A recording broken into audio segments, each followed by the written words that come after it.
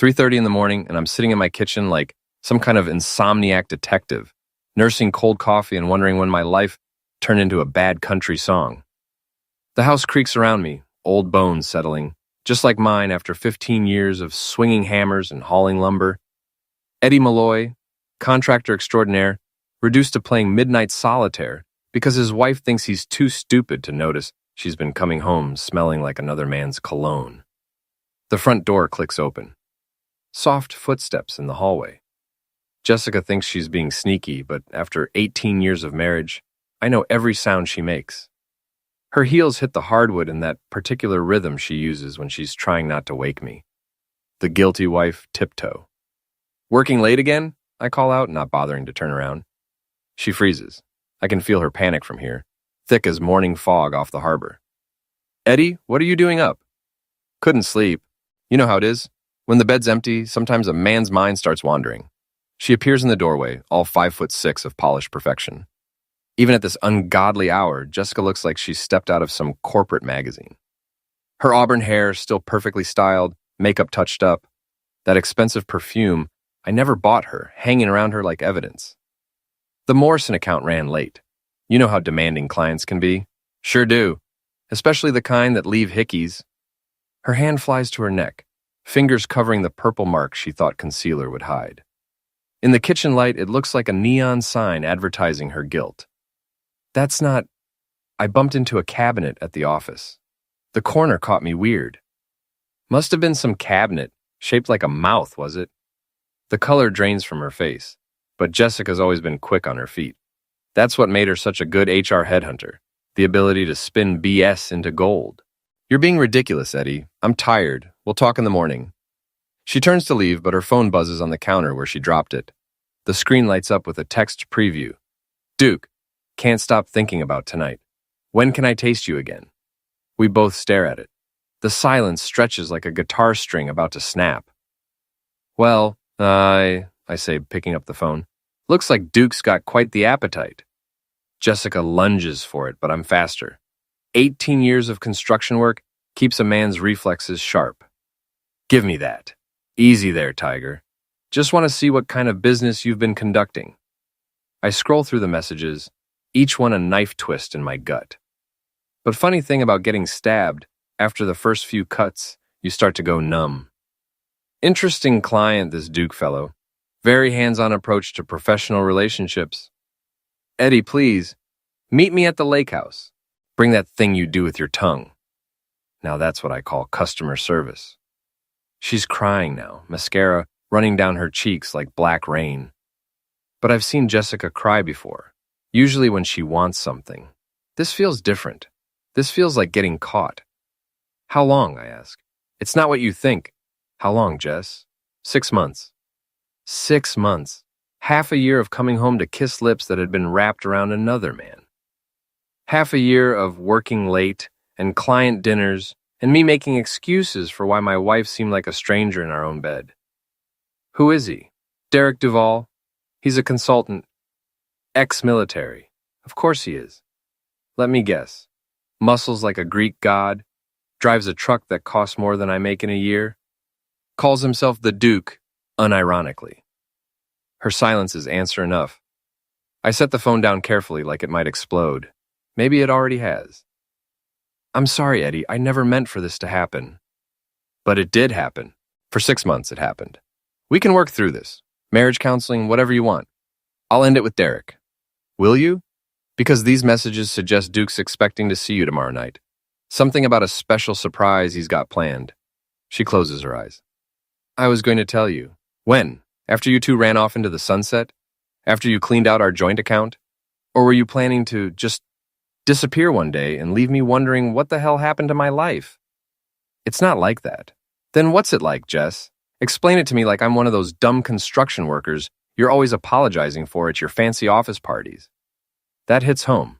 Her face flushes red. "I never said you were dumb. You didn't have to. Every time someone asks what your husband does, you get that look, like you're embarrassed, like you settled for less than you deserved." "That's not true, isn't it? When's the last time you introduced me to your friends without mentioning that I work with my hands like it's some kind of disability?" She has no answer for that. I stand up, bones creaking like the old house around us. I'm going to bed. You can sleep in the guest room. We'll figure out the rest tomorrow. Eddie, tomorrow, Jess. I need to think. But as I climb the stairs to our bedroom, my bedroom now, I guess, I'm not thinking about tomorrow. I'm thinking about Derek Duvall and his lake house and his muscles and his truck. I'm thinking about 6 months of lies and the way my wife's friends probably snicker behind my back about poor Eddie the contractor who doesn't know his wife's getting serviced by a real man. Most of all, I'm thinking about how Jessica always underestimated me. How everyone does. That's going to be their first mistake. Morning comes too early and not early enough. I'm up at 5:30, same as always, but instead of making coffee for 2, I'm making it for 1.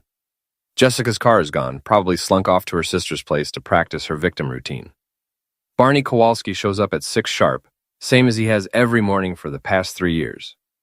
Barney's my right-hand man, a stocky Polish guy with hands like sledgehammers and a criminal record that would make your grandmother clutch her pearls.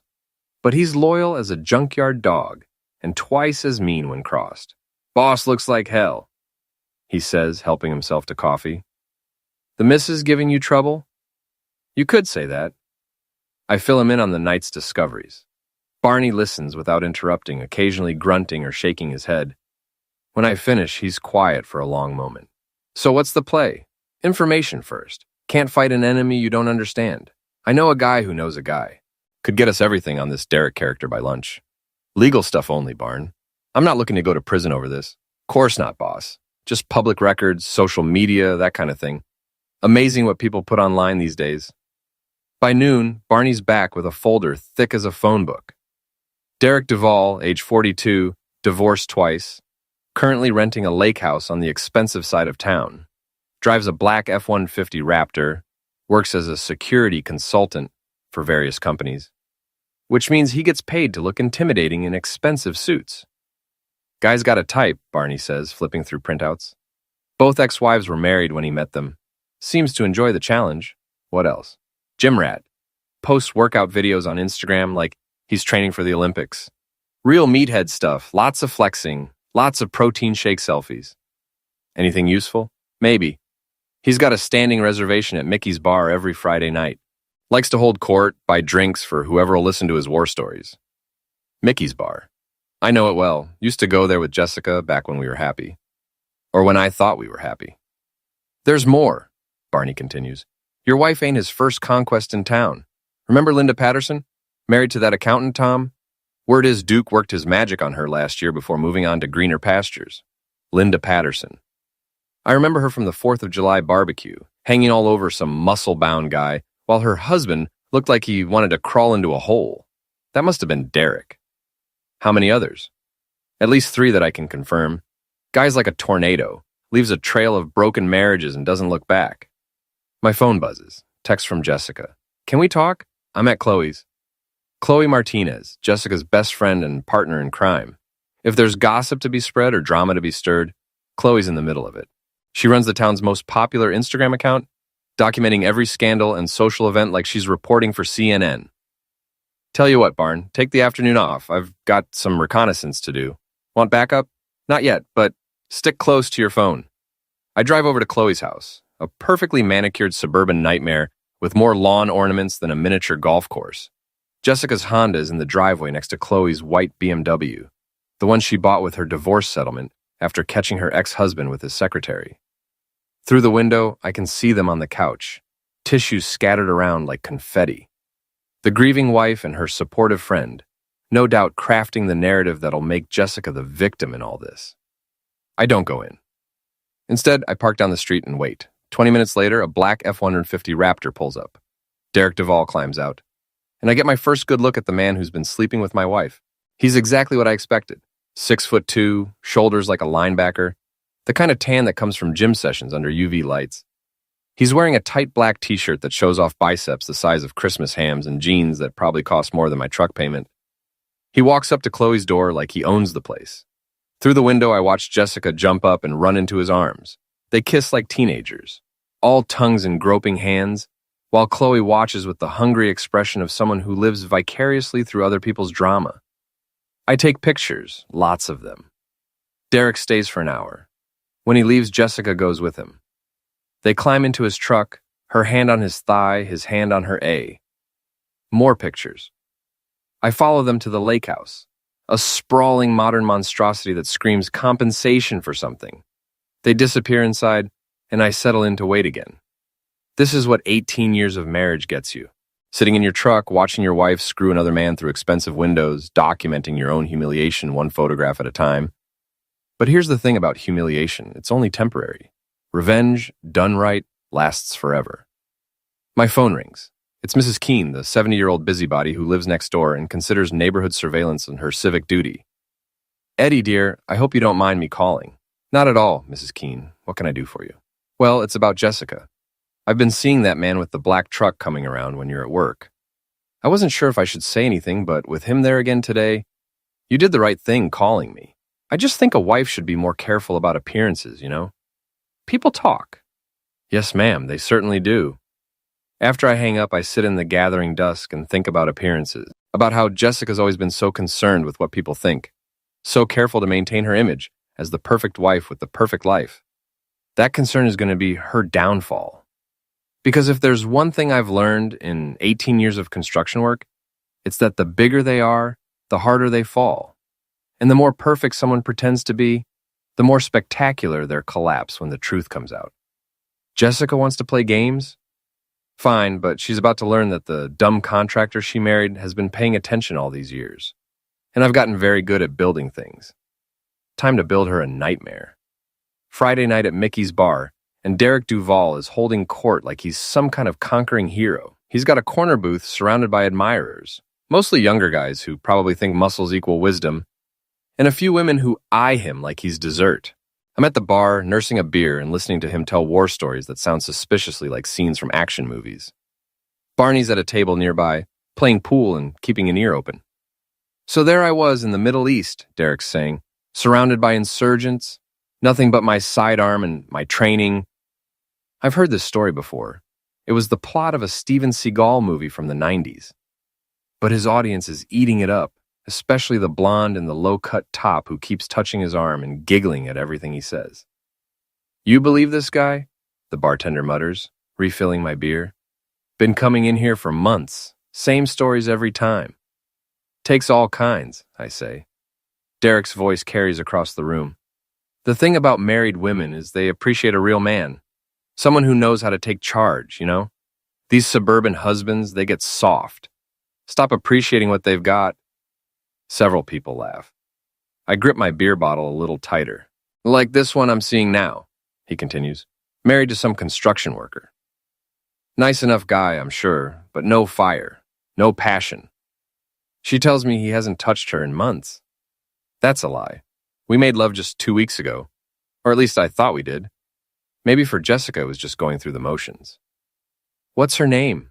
The blonde asks. Jessica. Beautiful woman. Works in HR. Way too good for the life she's living. Isn't that cheating? Someone asks. Derek shrugs. I'm not married, and if her husband can't keep her satisfied, that's on him. More laughter. I finish my beer and signal for another. Besides, Derek continues, it's not like it's serious. I mean, what would I want with a married woman long term? But for now, she's educational. The way he says it, like Jessica's some kind of training exercise, makes my vision go red around the edges. Educational how? The blonde presses. Let's just say married women are grateful for attention. Very grateful. They'll do things their husbands never dreamed of asking for. The table erupts in crude laughter. I set my beer down carefully and turn around. Excuse me, I say, walking over to their table. Derek, right? He looks up, annoyed at the interruption. Yeah, do I know you? Eddie Malloy. I think we have a mutual friend. Recognition dawns in his eyes, followed quickly by amusement. Well, the construction worker. That's right. Mind if I sit? Actually, we're kind of in the middle of something here. I bet you are. Sounds like you were telling these folks about your girlfriend, Jessica. The table goes quiet. Derek's jaw tightens, but he's still smiling. The kind of smile a shark gives right before it bites. She's not my girlfriend. Just a friend with benefits. Benefits, that's one way to put it. Look, pal, I don't want any trouble. But if you can't keep your wife happy, that's not my problem. You're right. It's not your problem. It's your opportunity, isn't it? Derek stands up, and suddenly I'm looking up at 6 feet of muscle and testosterone. The bar goes quiet around us. You got something to say? Say it. Just wondering what kind of man goes after married women. Seems like the kind of thing a coward would do. His face flushes red. What did you just call me? I called you a coward. Someone who can't compete with single women, so he goes after the ones who are already tied down. Like shooting fish in a barrel. You want to take this outside? Not particularly. I just wanted to meet the man who's been screwing my wife, see what all the fuss was about. Derek's fist comes at me like a freight train. I don't try to dodge it, just let it connect with my jaw, sending me sprawling across the floor. Pain explodes through my skull, but I don't fight back. Eddie! Barney jumps up from his pool game, but I wave him off. It's fine, Barn. Just a misunderstanding. Derek's standing over me, fists clenched, breathing hard. Stay away from me, old man. And stay away from Jessica. She's made her choice.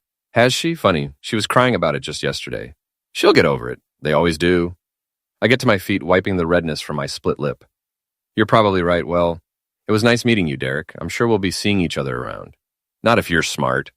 I smile at him, the kind of smile I give contractors who try to shortchange me on materials. Oh, I'm smarter than I look. You'd be surprised. I walk out of the bar with as much dignity as I can muster, Barney trailing behind me.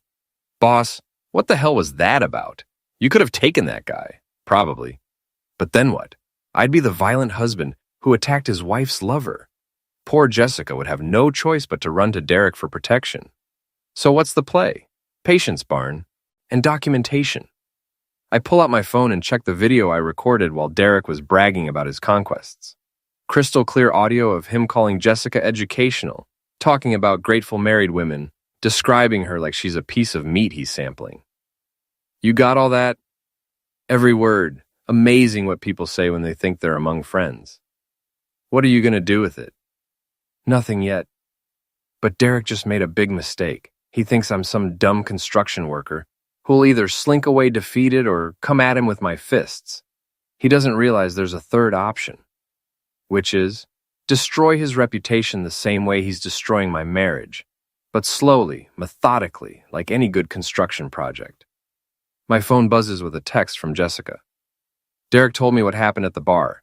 This has to stop, Eddie. I'm filing for divorce. I text back. Your choice. But you might want to ask Derek about his previous conquests. Ask Linda Patterson's ex-husband how it worked out for him. 3 dots appear, then disappear. No response. I drive home to my empty house and my empty bed, but for the first time in days, I'm smiling. Derek thinks he won tonight. He got to play the alpha male, show off for his audience, put the betrayed husband in his place. But what he really did was give me everything I need to destroy him. And the best part? He'll never see it coming. 2 weeks later, and the whole town's talking about the 4th of July parade. It's the biggest event of the year in our little corner of Maine. Floats, marching bands, local businesses showing off, and enough small-town politics to make Washington look simple. I'm volunteering with the construction crew, helping set up the reviewing stand and making sure the barriers are secure. It's good, honest work, and it puts me right in the middle of everything. Jessica's there too, of course. She's on the organizing committee, clipboard in hand, directing traffic like she's running the Pentagon. Derek's with her, playing the supportive boyfriend role to the hilt. He's wearing a tight patriotic t-shirt and aviator sunglasses, looking like a recruitment poster for the National Guard. Chloe's following them around with her phone, documenting everything for her Instagram followers. The happy couple, living their best life, no mention of the broken marriage left in their wake. You see them? Barney asks, nodding toward Jessica and Derek. Hard to miss. Want me to accidentally spill something on his pretty shirt? Not yet. Let them enjoy themselves. The parade starts at noon. I'm stationed near the reviewing stand, officially to handle any safety issues, but really to watch the show. Derek and Jessica have prime seats, playing the part of the perfect couple for anyone with a camera. About halfway through the parade, the high school marching band comes by, followed by the local fire department, and then the float from Morrison Construction, my biggest competitor in town. Big Jim Morrison waves from the driver's seat, his crew throwing candy to the kids. That's when I see my opportunity. Barney, I call out, need you to help me with something. We walk over to where the parade route makes a sharp turn. There's a confetti cannon mounted on one of the floats, loaded with red, white, and blue streamers for the big finale. Boss, what are you thinking? Remember that time you accidentally triggered the pyrotechnics at the county fair? That was an accident. I know. But you remember how the trigger mechanism worked? Barney grins. Yeah, I remember. Think you could accidentally trigger this cannon when Derek walks by?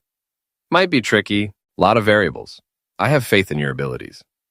Derek and Jessica are making their way through the crowd, shaking hands and playing politics.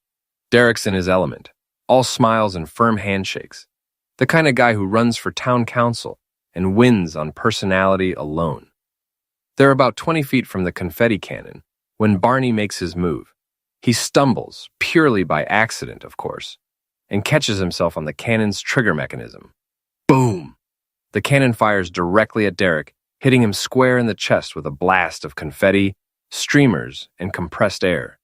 The force knocks him backward into the crowd, arms windmilling as he tries to keep his balance. He doesn't.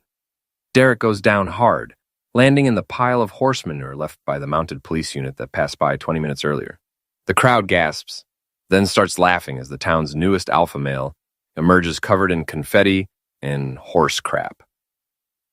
Chloe's getting it all on video, of course. Her phone's trained on Derek as he struggles to his feet, dignity nowhere to be found. Oh my God, Derek! Jessica rushes to help him, but he waves her off, face red with embarrassment and rage. I'm fine, he snarls, but he's clearly not fine. His patriotic t-shirt is ruined, his aviator sunglasses are cracked, and there's horse manure in his hair. Sir, are you hurt? I jog over, playing the concerned citizen. That was a terrible accident. Derek glares at me, suspicion in his eyes. Accident? Absolutely. Equipment malfunction. These old cannons can be unpredictable. Eddie's right, Barney chimes in. I was just checking the safety mechanism when it went off. Could have happened to anyone. Derek's not buying it, but what can he say? That the local contractor somehow orchestrated his humiliation? It sounds paranoid even to him. We should get you cleaned up, Jessica says, trying to salvage the situation. I'm fine, Derek repeats, but his voice cracks slightly. The crowd's still laughing, phone's still recording. His moment of small-town glory has turned into a viral video waiting to happen. They leave quickly, Derek trying to maintain his dignity while covered in horse manure and confetti. Jessica follows, shooting me a look that could melt steel. Nice work, Barn. Just a happy accident, boss. By evening, the video's all over social media. Chloe posted it with the caption, "When life gives you confetti cannons," and it's been shared hundreds of times. Derek Duval, the town's self-appointed alpha male, getting knocked into horse crap by a parade cannon. My phone rings. It's Jessica. I know you did this. Did what? Don't play dumb, Eddie. The cannon, Derek, all of it. Jess, I was 20 feet away when it happened. Ask anyone. This is maltreatment. No, this is karma. But I understand the confusion. Derek wants to press charges. For what? Getting hit by confetti? Good luck with that. She hangs up. 5 minutes later, Derek calls. You think you're clever, don't you? I think I'm a construction worker who volunteers at community events. Beyond that, I try not to overthink things. This isn't over. I certainly hope not. The entertainment value alone is worth the price of admission. He hangs up too. I pour myself a beer and scroll through the comments on Chloe's video. The town's having a field day with Derek's humiliation.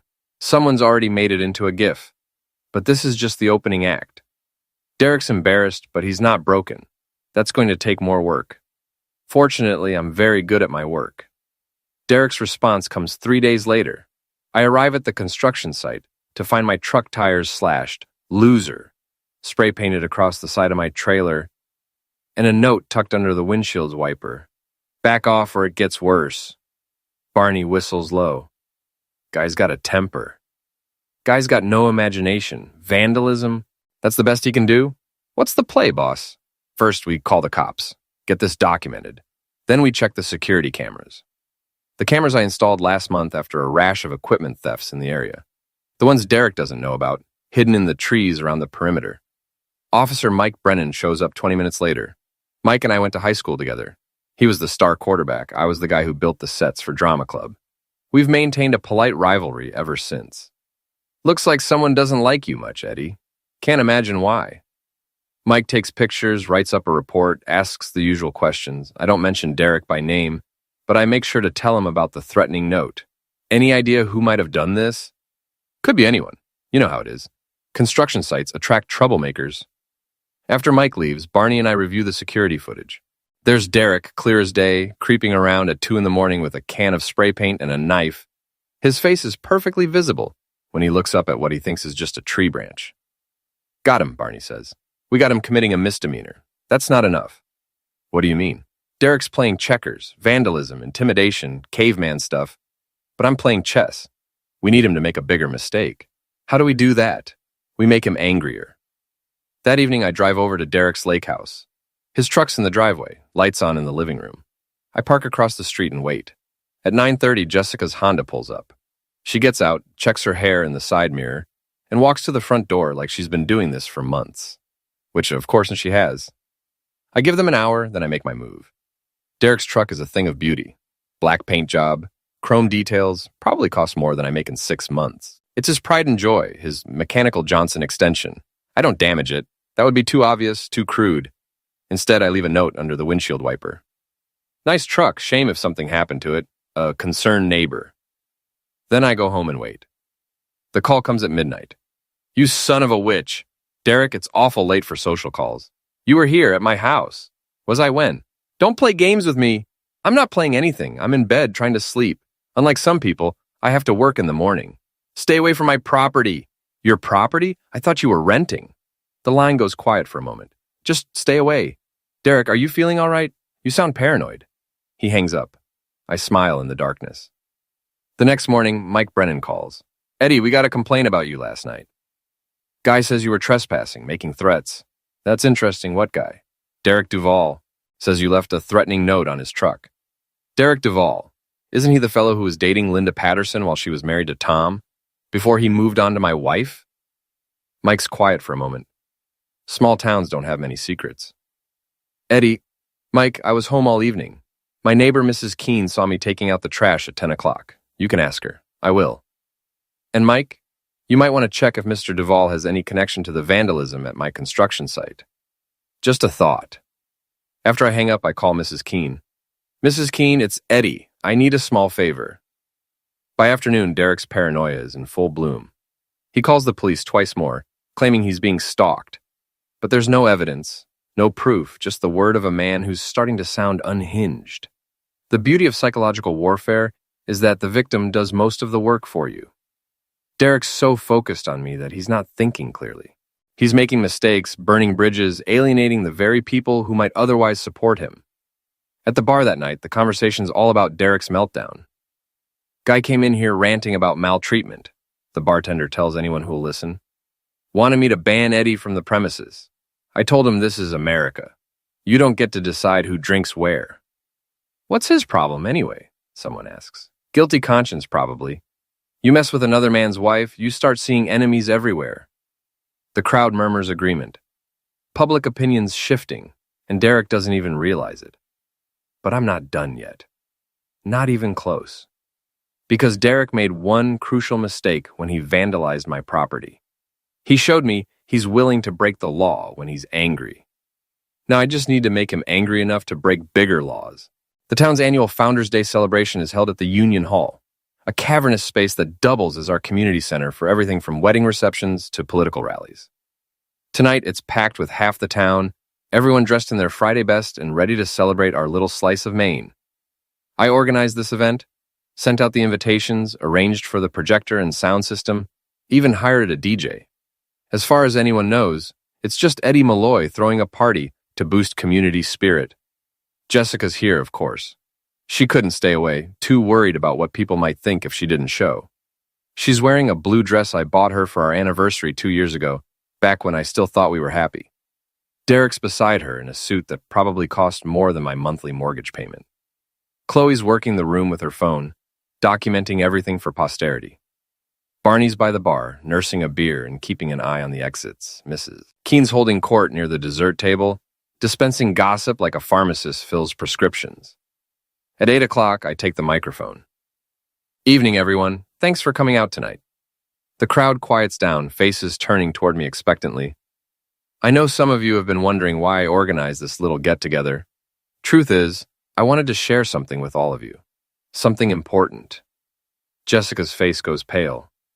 She knows me well enough to recognize the tone in my voice. See, recently I discovered that my wife Jessica has been having an affair with Derek Duval. Gasps ripple through the crowd. Phones come out, cameras start rolling. This is the kind of small-town drama that'll be talked about for years. Now I know what you're thinking. Why air dirty laundry in public? Why not handle this privately, like civilized people?